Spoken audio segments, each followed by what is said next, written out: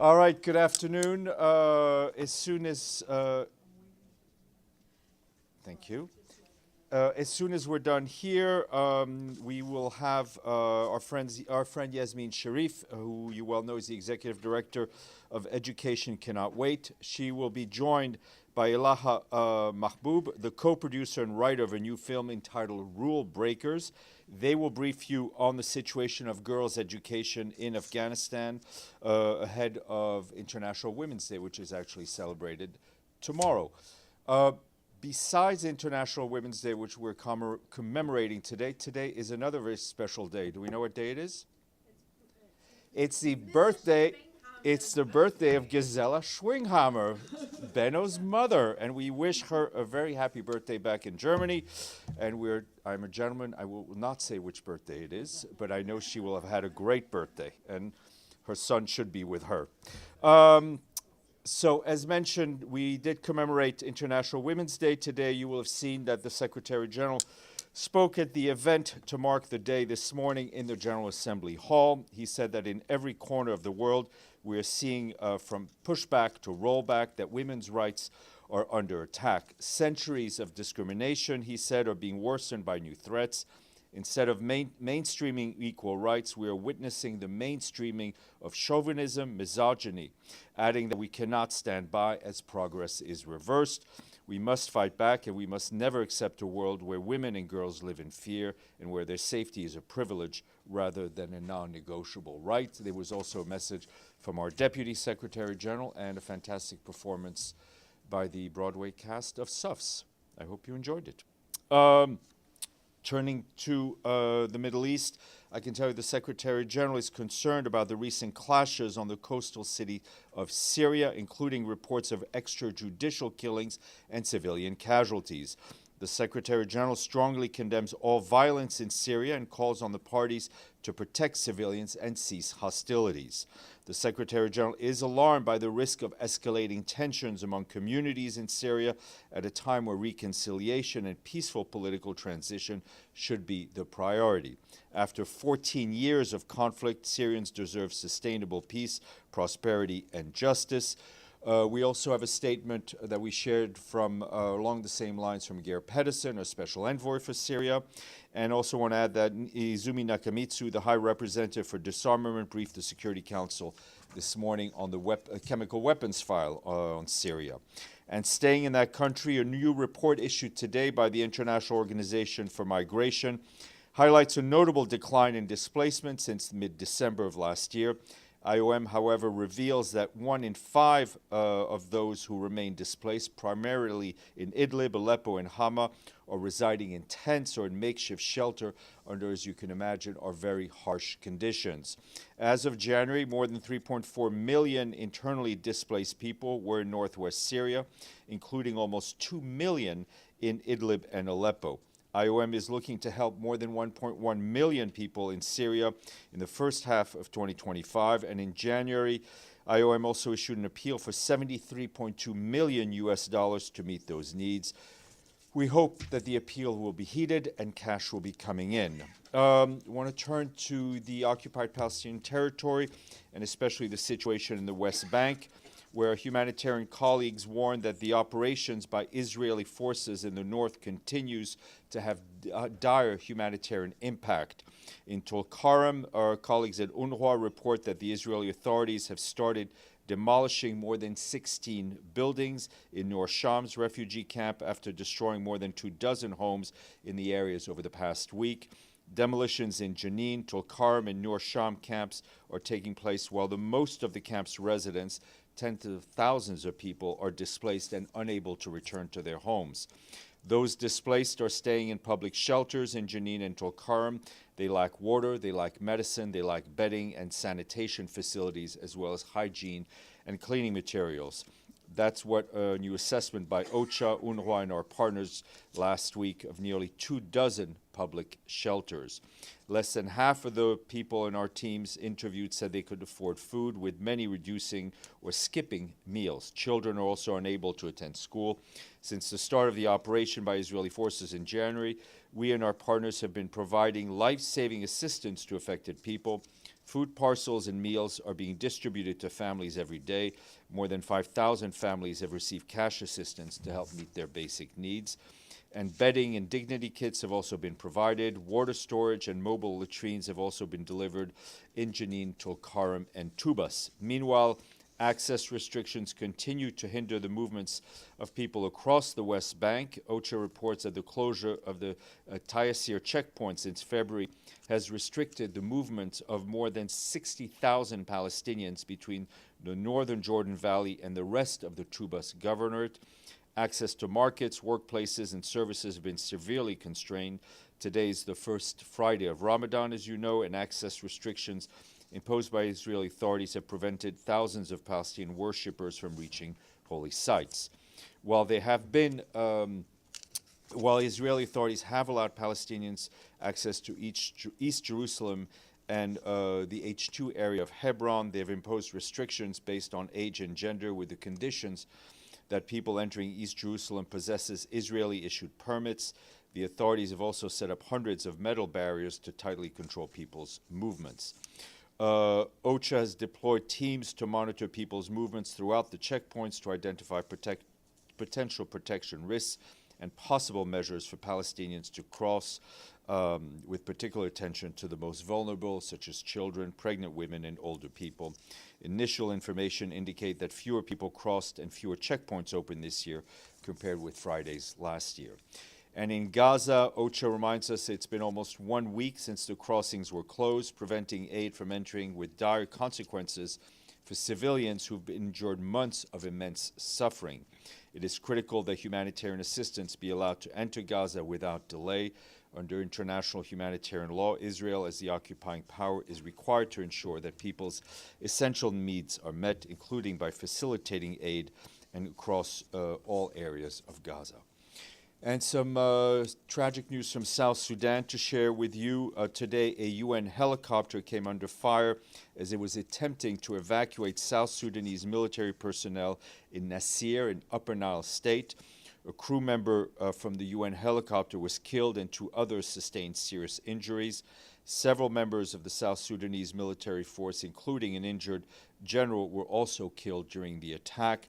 The mission was being carried out upon the request of the signatory parties of the revitalized peace agreement to evacuate members of the South Sudan People's Defense Forces, following renewed clashes between the People's Defense Forces and armed youth in Nasir area. We deeply regret the tragic loss of our colleague and wish a speedy recovery to those wounded.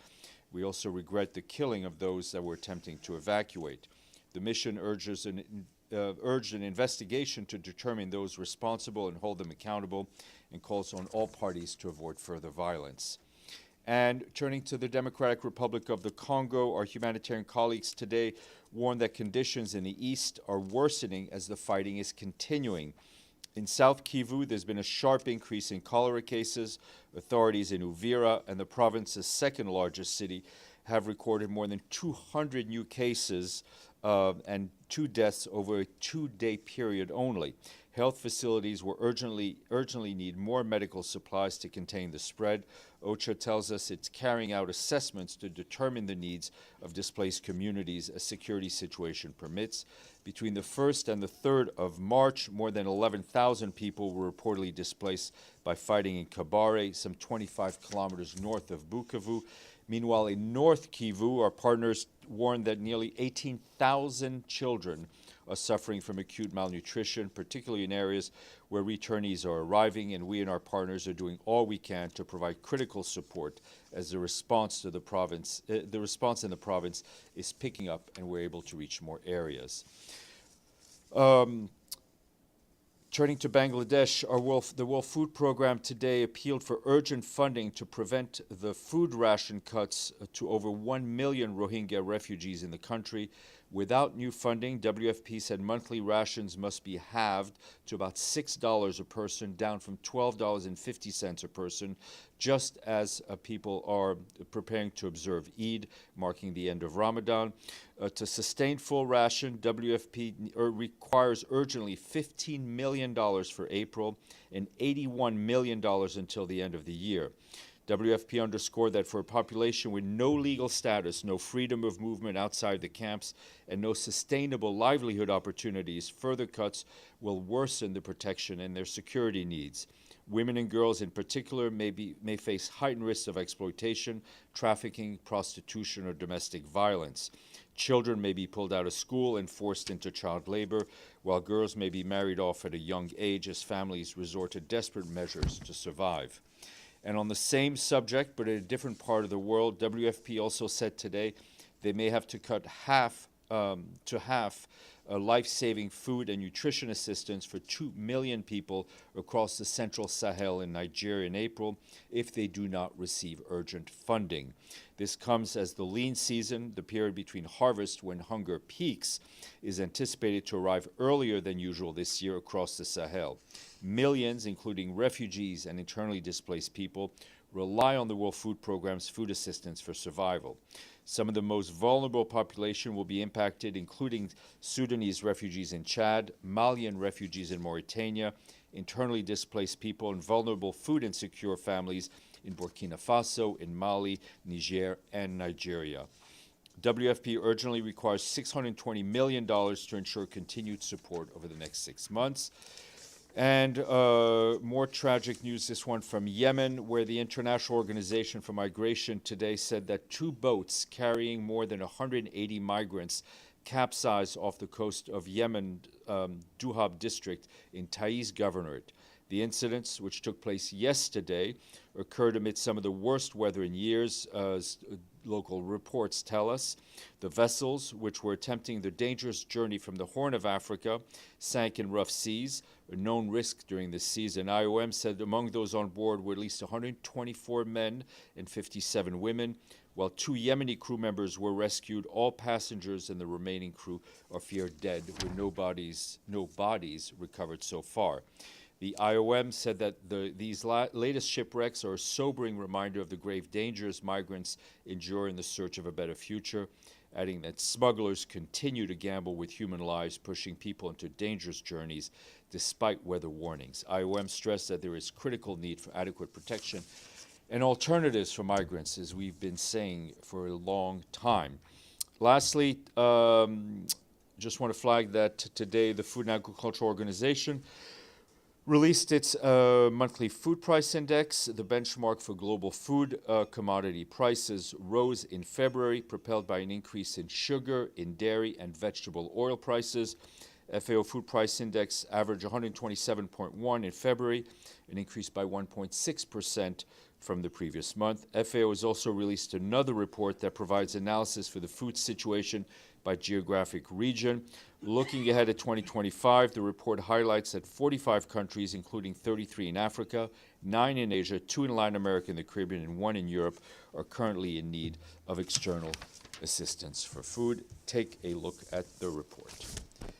Edie, and then Deji.